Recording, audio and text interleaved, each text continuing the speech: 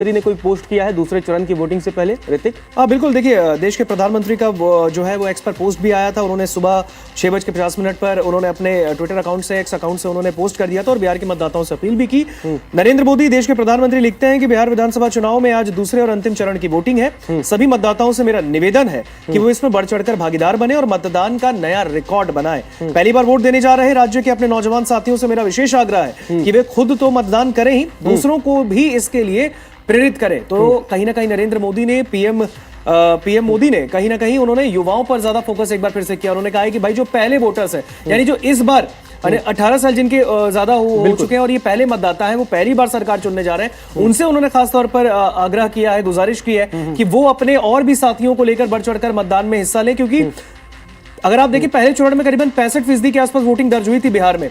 उस वक्त 18 जिलों के 121 सीटों पर मतदान थे। इस बार जो है 122 सीटों पर मतदान हो रहे हैं। तो कहीं ना कहीं प्रधानमंत्री मोदी चाहते हैं कि पिछली बार से ज्यादा इस बार और रिकॉर्ड वोटिंग दर्ज की जाए। तो पीएम मोदी का ये एक्स पर पोस्ट आया था, तो पीएम मोदी का एक्स पर पोस्ट हमने दिखाया और बता दिया है आपको। और कहीं ना कहीं अगर आप देखें तो यहाँ पर विपक्ष की तरफ से भी अगर हम देखेंगे तो कुछ खास अभी ऐसे जो है वो पोस्ट देखने को मिले नहीं है। लेकिन अब हम चलते हैं महागठबंधन की तरफ कि महागठबंधन के लिहाज से ये जो दूसरा चरण है वो कितना महत्वपूर्ण है।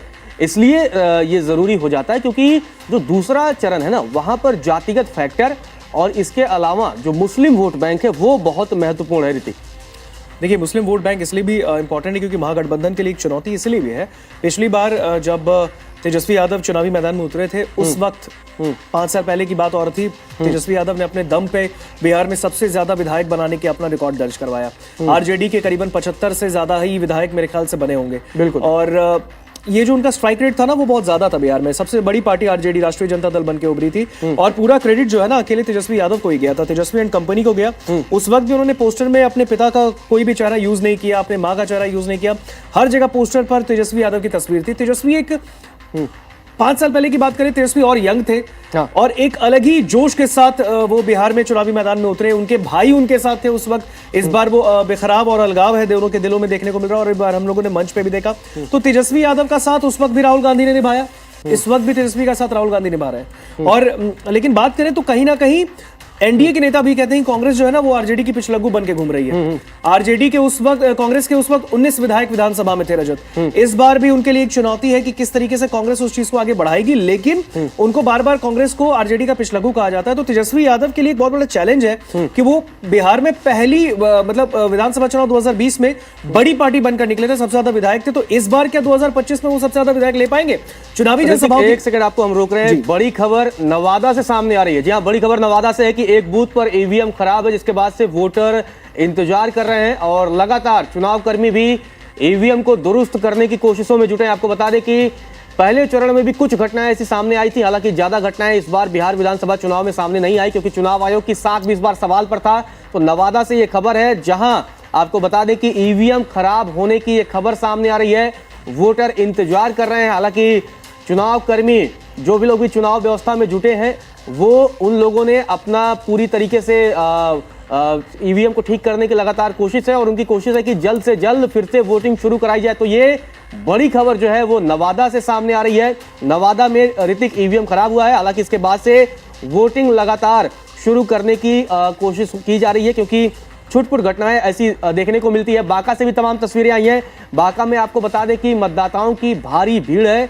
नवादा में जिस तरीके से हमने आपको बताया कि ईवीएम खराब है, लगातार मतदाता इंतजार कर रहे थे। इसके अलावा बांका हो या अन्य क्षेत्र हो, तो कई ऐसे भी मतदाता हैं जो बुजुर्ग हैं, व्हीलचेयर पर वोटिंग के लिए पहुंच रहे हैं। तो मतलब वोटिंग को लेकर लगातार लोगों में उत्साह भी देखने को मिल रहा है। तो ये तमाम चीजें आप देखिएगा ऋतिक, किस तरीके से युवाओं में उत्साह है, बुजुर्गों में भी उत्साह है और लगातार बिहार विधानसभा चुनाव में अपने हिस्से के लिए लोग वोट करने पहुंच रहे हैं। और जो आपने बताया था कि प्रधानमंत्री ने भी सोशल मीडिया पर पोस्ट किया था, लेकिन हमने तमाम तस्वीरें देखी हैं, तमाम तस्वीरें सामने आ रही हैं और महिलाओं की भी बड़ी संख्या में महिलाएं लगातार उमड़ रही हैं और ये ईवीएम खराब होने की एक घटना सामने आ रही है। लेकिन अब हम चलते हैं उसी तरफ जहां हमारी चर्चा चल रही थी, क्योंकि बीच बीच में ये खबर अपडेट होना बहुत जरूरी है। लगातार हम हर खबर दर्शकों तक पहुंचा रहे हैं और दैनिक जागरण पर ये सारी चीजें एकदम अपडेट पहुंचाई जा रही हैं। और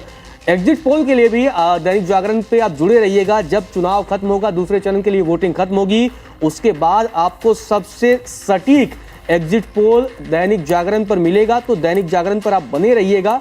और अब हम मूल पर लौटते हैं अपनी खबर पर। शाहनवाज हुसैन हो या तमाम लोग हों, ये लोग भी लगातार वोटिंग करने पहुंच रहे हैं। पप्पू यादव ने भी मतदान किया है। तो तमाम ये बड़े नेता जो बिहार विधानसभा चुनाव में बड़ा कद रखते हैं, पप्पू यादव की बड़ी चर्चा रही और पप्पू यादव का पूरा एरिया भी इस बार दांव पर है। ऋतिक, अगर हम पप्पू यादव की चर्चा करें, फिर उसके बाद हम प्रशांत किशोर या अन्य की तरफ चलेंगे। जिस तरीके से पप्पू यादव की चर्चा रही पूरे चुनाव में, और लगातार पप्पू यादव कई बार वो तेजस्वी के खिलाफ बोलते रहे, तो कई बार वो तेजस्वी के साथ लगातार मंच पर भी नजर आए। तो इन सारी चीजों पर अगर हम बात करें तो पप्पू यादव की भी चर्चा ऋतिक रही है। देखिए, पप्पू यादव निर्दलीय सांसद है पूर्णिया से, और हर बार ये कहते हैं वो कि भाई मैं निर्दलीय ही लड़ा हूँ, निर्दलीय जीता हूँ, और ये आसान काम नहीं है। आपको याद होगा जब देश की संसद में उनका एक बहस भी हो गया था किरण रिजिजू से, उस वक्त उन्होंने कहा था जाके बैठ जाइए। उस वक्त उन्होंने कहा था कि I am 5th time independent member of parliament, उन्होंने इस तरीके से कुछ कहा था।